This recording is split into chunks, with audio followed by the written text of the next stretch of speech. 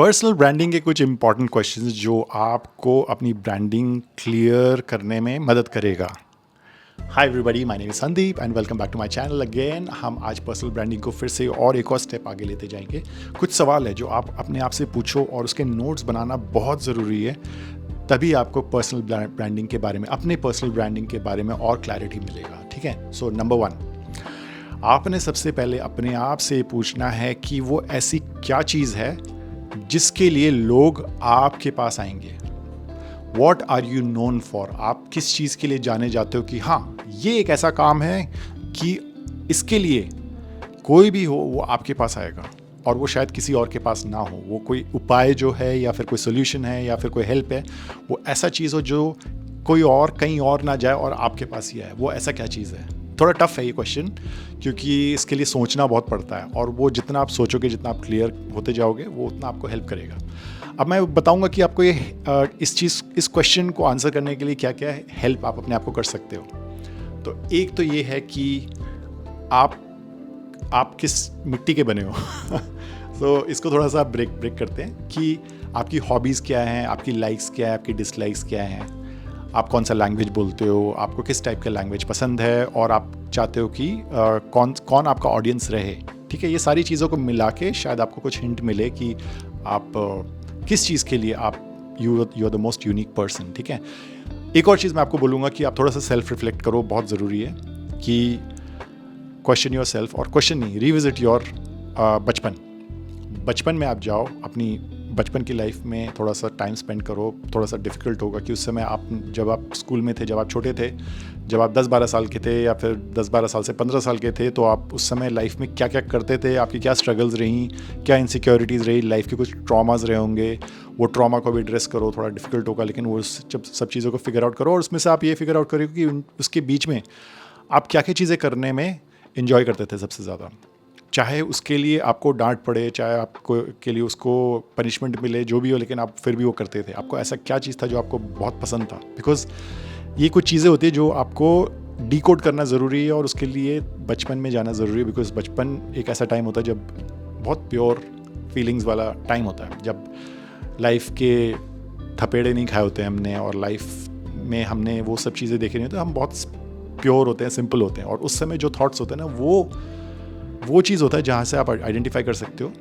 और ये होता है कि लाइफ में जैसे आप धीरे धीरे आगे बढ़ते जाते हो तो आपको रियलिटी के वो मिलते हैं, पैनकेक्स मिलते हैं, राइट, कि बस ये तो पॉसिबल नहीं है या वो तो पॉसिबल नहीं है। लेकिन जब बचपन में होते हो तो अब आप वो सब चीज़ें नहीं सोचते हो कि क्या पॉसिबल नहीं है, क्या पॉसिबल है।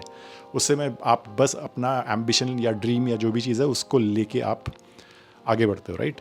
तो बचपन में जाओ अपनी, और आप वो चीज़ों को नोट डाउन करो कि क्या क्या चीज़ें थी जो आपने बहुत अच्छे से किया, पैशनेटली किया, डांट पड़ी फिर भी आपने किया।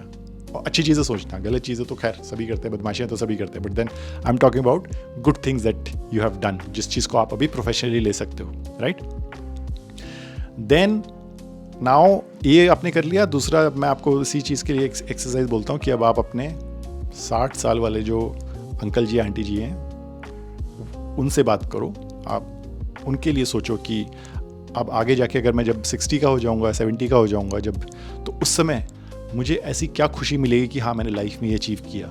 ये भी सोचो कि अगर जब मैं 60 का होऊंगा, 70 का होऊंगा, तो मुझे लाइफ में क्या क्या रिग्रेट्स मैं नहीं चाहता कि मेरे साथ हो। वो सवाल को अगर आप आंसर करो तो शायद आपको कुछ और हिंट्स मिलेंगे।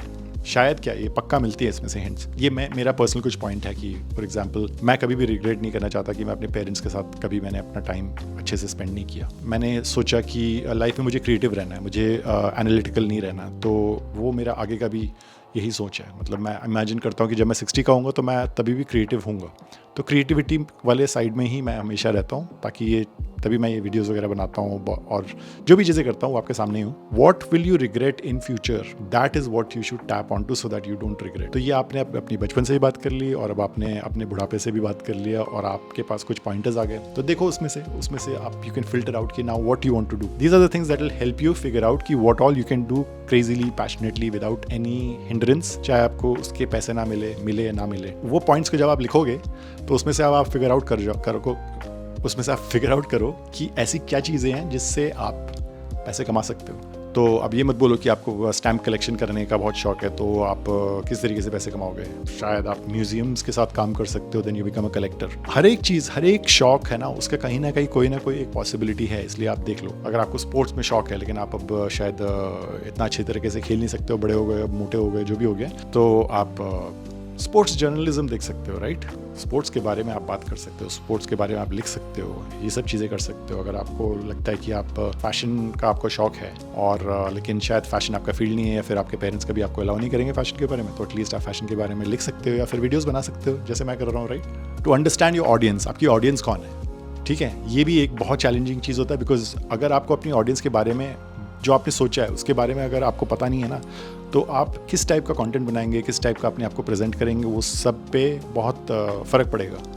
तो फॉर एग्जांपल कि क्या आप मेट्रो सिटीज़ के बच्चों के बारे में, बच्चे मतलब कि यूथ के बारे में, और यूथ को ऑडियंस मानते हो, या फिर मेच्योर ऑडियंस को आप ऑडियंस मानते हो, उनके लिए आप कुछ बनाना चाहते हो, वैल्यू एडिशन किसके लिए करना चाहते हो। क्या आप हिंदी कंटेंट बनाओगे, इंग्लिश बनाओगे, या फिर कोई रीजनल लैंग्वेज में बनाओगे, तो ऐसी चीज़ें होती हैं। और मैं कंटेंट की बात कर रहा हूँ, सिर्फ ये नहीं है कि वीडियोस आप यूट्यूब वगैरह में बना रहे हो, but content is also like अगर कोई स्टडी मटेरियल बना रहे हो, ट्यूटोरियल बना रहे हो, जिसको आप आगे जाके सेल करोगे, राइट।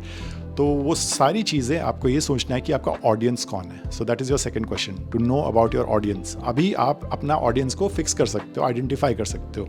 शायद आगे जाके आपको रियलाइज़ हो कि शायद वो आपका ऑडियंस था नहीं, वो अलग चीज़ है, लेकिन एज ऑफ नाउ आपको एक अपना जो ऑडियंस का जो वो है प्रोफाइल है, वो आपको बिल्ड करना है कि मेरा ऑडियंस, जो परफेक्ट जो ऑडियंस है वो है 17 से 18 साल का कोई लड़का है, लड़की है, या दोनों है, कॉलेज में है या फिर काम कर रहे हैं, जॉब कर रहे हैं या एंटरप्रेन्योरशिप कर रहे हैं। तो ऐसे टाइप से ना आपको बहुत सारी चीज़ें मिल जाएंगी, किस टाइप का प्रोडक्ट आप ऑफर करने जा रहे हो। Because when you are creating a personal brand, definitely you are going to sell something, right. कुछ तो वैल्यू प्रोपोजिशन आप लाओगे, राइट। ऐसी तो फ्री की ब्रांडिंग तो कुछ होती नहीं है जब तक आप कुछ सेल नहीं करोगे। आई होप ये आपने अंडरस्टैंड किया। लेकिन आपने ये वीडियो देख के, और अगर आपको पर्सनल ब्रांडिंग को टैप करना है ना, आप नोट्स ज़रूर बनाओ, प्लीज़ नोट्स बनाओ। और मैं चाहता हूँ कि आप जो भी इस वीडियो से आप अंडरस्टैंड कर रहे हो ना, उन सब के जो नोट्स हैं वो आप नीचे कॉमेंट में लिखो। This is the best exercise anybody can do, कि आप जो भी वीडियो, जो लर्निंग वाली वीडियो है ना, उस पर आप अगर अपनी कमेंट लिखोगे, तो जो बाकी जो लोग लर्न करने आ रहे हैं ना, वो भी उस पर रिस्पॉन्ड करेंगे, वो भी शायद कुछ ऐड करेंगे। तो ऐसे एक कम्युनिटी बनता है जिसमें कि लोग धीरे धीरे अपनी थॉट्स को शेयर करते हैं। आप भी शेयर करो, सब लोग शेयर करेंगे, right. So I see you in the next video, bye.